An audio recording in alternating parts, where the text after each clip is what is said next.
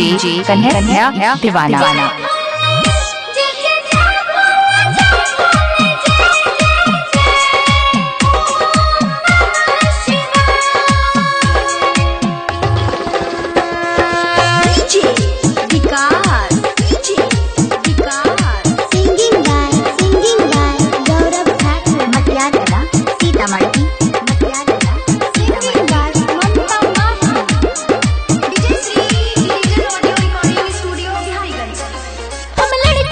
DJ Kanhaiya दीवाना।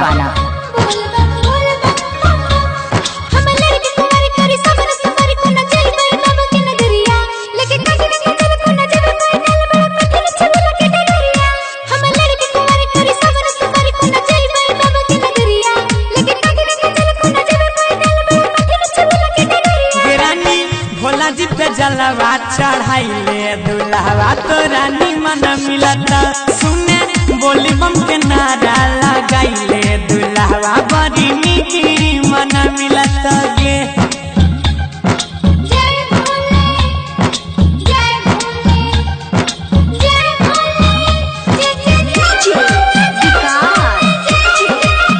DJ Kanhaiya दीवाना।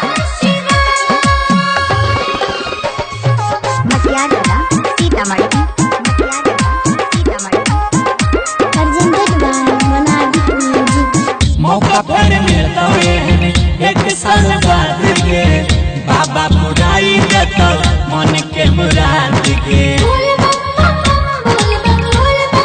बोलबा में मौका पर मिलता ऐसा एक साल बाद के बाबा बुराई देता मन के मुराद के सुइया के चढ़ाई चढ़े जय है तुम मगन में जोड़ी लगे तो बाबा अगला लगन में।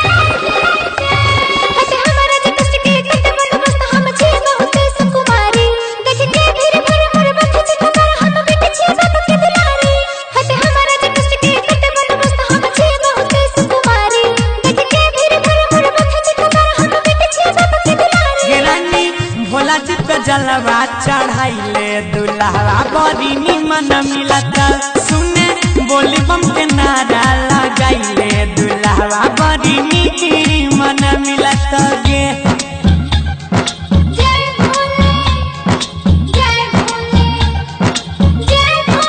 डीजे कन्हैया दीवाना।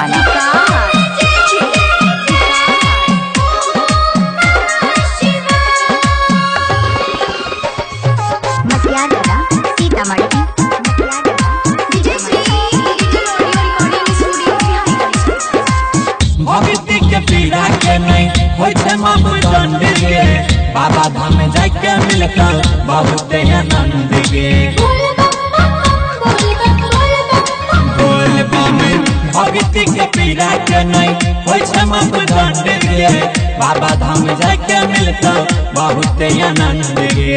सावन में देवा घर के अलग नजारा है जलवा चढ़ावे खातिर जुटल जग सारा है।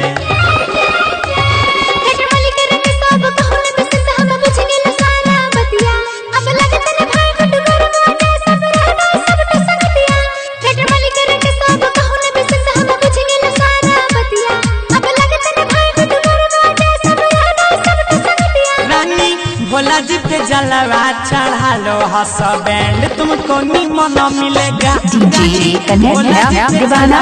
Mobile number 93 34 22 50 58।